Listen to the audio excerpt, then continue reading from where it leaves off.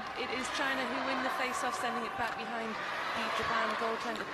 Picked up by Japan, and got a stick drop. Take advantage of that defender who's dropped the stick. It's kind of like having 4.5 men out there.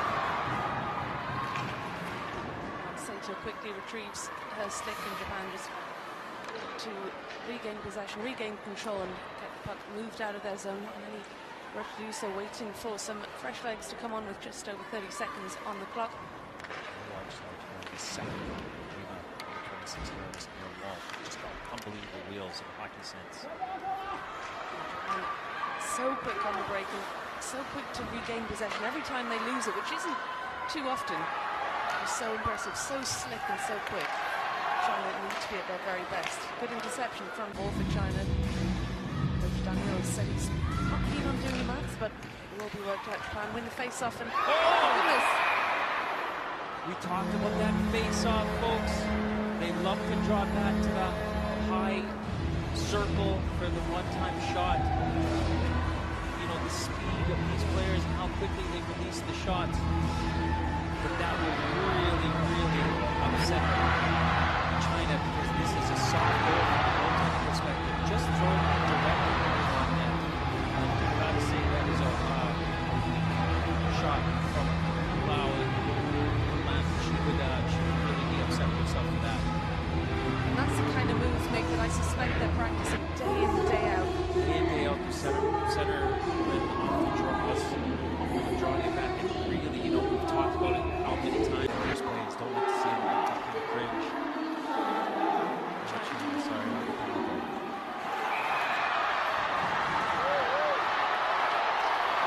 that's his hit. I haven't even heard a whistle. But obviously a whistle's gone, but this will be good, Rebecca. There's so much noise we couldn't hear the whistle. The crowd were screaming when they saw that fight break out.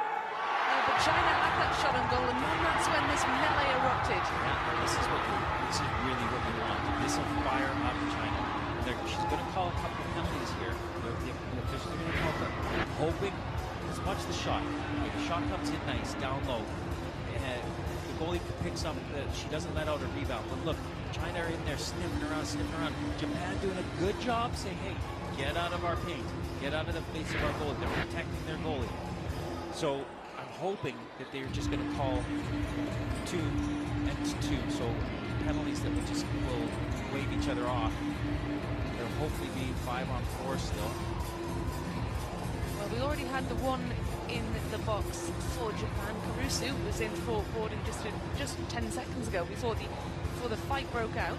I think there's coincidental penalties, which is a good call. Because you want to keep the energy going. So good call by the officials. It'll be 5-on-4 still. And China's still on the power play with that opportunity again to buzz around that net. Keep this momentum going. Without Nikita as well, the prolific goal scorer, she's in the box. They have, like you say, they've got strength and depth, but they'll be short-handed for the next minute and a half or so. China will be looking to take advantage of this. You have these rink-wide passes to stretch Japan, but really, you've got to make the passes if you're 100%. China just getting pushed out wide, shoved into the boards.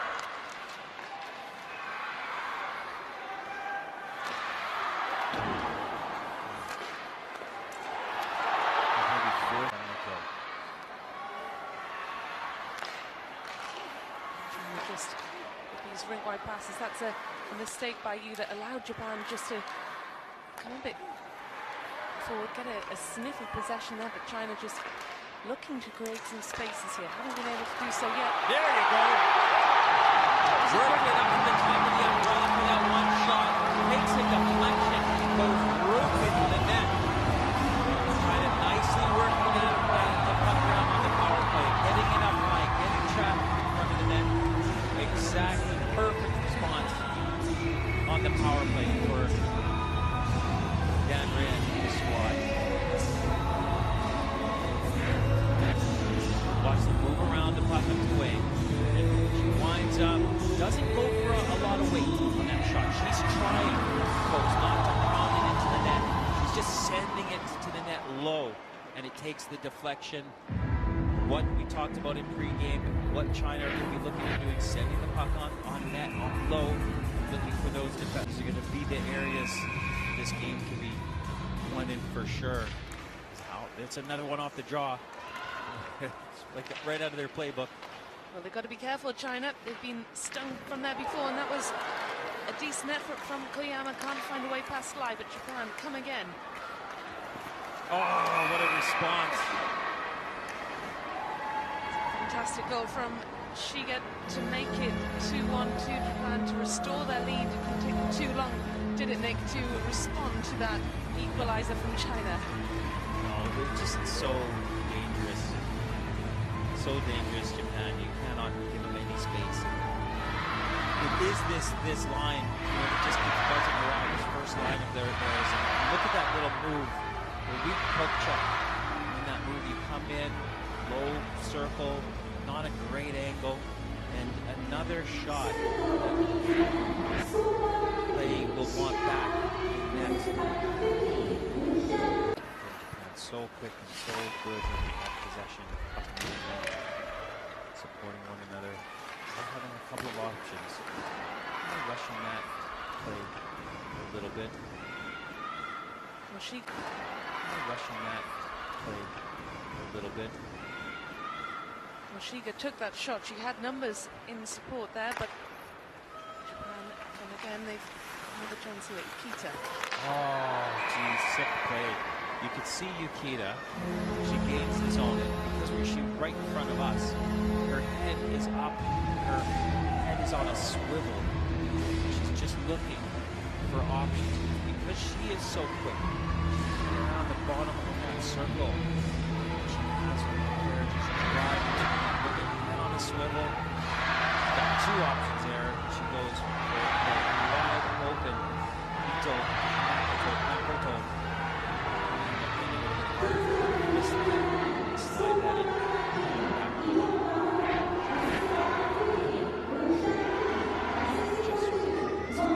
And it's the fact that they can cover the ice. It's such a big ice pad, 60 meters by 30 meters, and it's so big. And for the stature, like they're not huge players, so they can cover the ice so well. They just know where they're meant to be. So they support one another. Their team plays meticulous.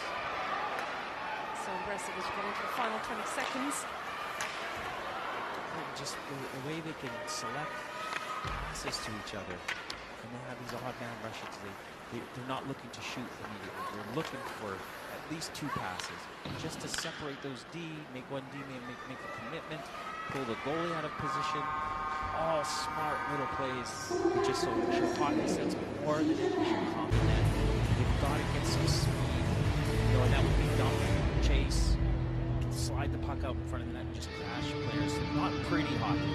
That's how you deflate Japan, is just try to play some ugly hockey against them, bring their hockey sense down, have to do some of the basics, but really just one shift at a time, one hit, one crash, one bang, one shot. Themselves back into this game. But as we mentioned, Japan are such a disciplined, hard-working, fast team. They've got an uphill battle against them. It was a bright start for China, who win the face-off to start this second period. And as we've seen throughout this tournament, they're so quick to regain possession, quick in all aspects of their play, very well organised. Their transition, watch again. How they move the puck around. Shiga out to Saito. Now you have to regroup, get some new legs on the ice. Give away. Yukita had a player out to her left that decided to shoot just to get off the ice. Change. Could have been a costly giveaway for China in a dangerous area. Plays back and forth possession up at the boards. Oh, Rebecca. Beautifully worked play by Japan. As we've said, they work it up high. And they have players just buzzing to the net. And this is a shot pass. So it's a heavy pass that directed low to the ice that is just perfectly designed. And that's what the play is for. It's designed for this ticket. So look at just directing it in on goals. 2 targets. China with a complete utter defensive zone breakdown. Leaving 2. How they just work it high, direct it in on net. Not shooting to score, shooting for deflection or a rebound. Again, just directing it on net and going right through. I don't know if it took a deflection, folks, but you know, Japan not shooting to score, they're shooting to get plays from puck in the net. But Lau is not playing great. And now, there you go. There is a goaltending change happening. So Lau has been relieved. Look at shooting just directly. It does take Lima with a little deflection. Lima. In our Asian Winter Games, it's quite amazing experience. I'm hoping that China can go in there and refocus. Give us an entertaining third period. Coach Daniel Ray will have some good words of advice. He seemed to in the last Well, you interval. might text me for this. You might do, Nick. You're the oracle. Maybe you should be out there coaching. Yukita looking for the wraparound, hits the bar instead, and still Japan in possession as the end of the final 5 seconds.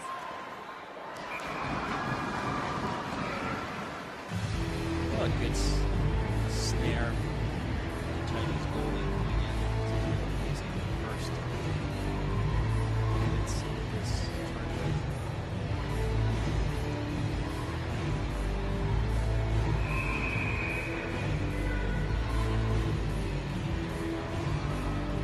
Chances on this. Watching him try to move that piece off the circle.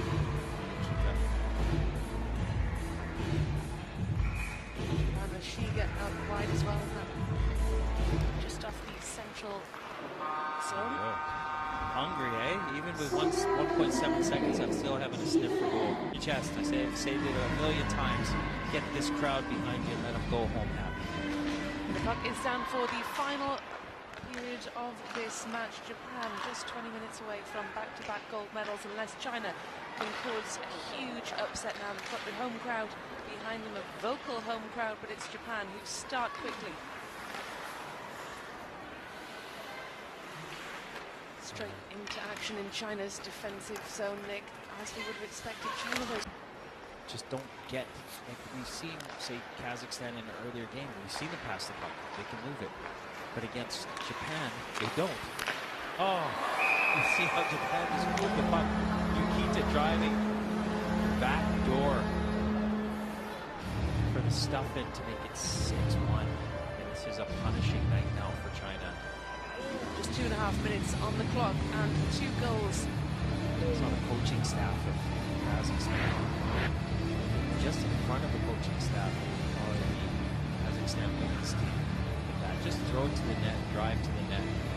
Players driving to the net, untouched. Whacks in on a one-play, their movement, their speed. They haven't taken their foot off the gas. They're still forechecking. They're still pinching in on the blue line.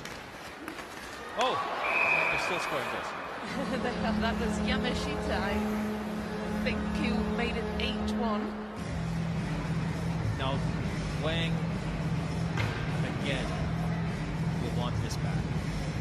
And this is what Japan are doing. They're keeping possession of the puck. They're sending pucks to the net. They're doing what China want to be doing. This is this shot. It is not a high-quality shot.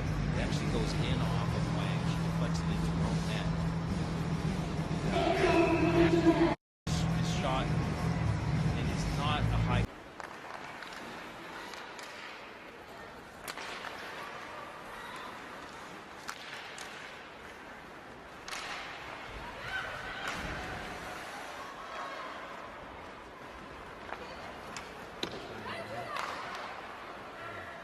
Just nobody's wanting to make a mistake or take a risk with China. They're still forecheck. They're all gassed out, Rebecca. I think they're going to welcome the next 6 odd minutes just to tick by. Japan not forced. They can just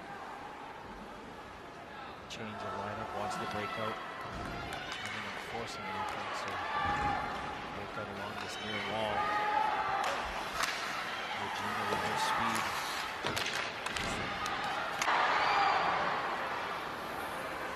Would have been nice to get a shot on net. The crowd were waiting for it. And so defensively as well. Yamashita looking for a 9. One with the block. The crowd now starting to cheer in the final seconds of this match, willing China on. As they sense another goal coming for Japan, but the noise level is just starting to increase as we get into the final 10 seconds. For the last few seconds, that's all she wrote, Rebecca. And that is all she wrote. Nick, the buzzer sounds for the end of this match. Japan, champions once again, back-to-back gold medals. China, silver medalists in Sapporo in 2017. I was going to say they'll be going home with a bronze. They are at home. They take the bronze, and Kazakhstan are assured of the silver medal. But it was a masterclass from this impressive Japanese team. You keep calling them a juggernaut, Nick. That to me is evocative of some huge, huge machine. But they're small, they're zippy, these Japanese players. They are a huge machine in terms of what they can put up on the board. Yeah, they don't play physical hockey. They play fundamentally almost perfect, and then they have their hockey sense and their speed to go along with it, and they make it themselves. They're just a real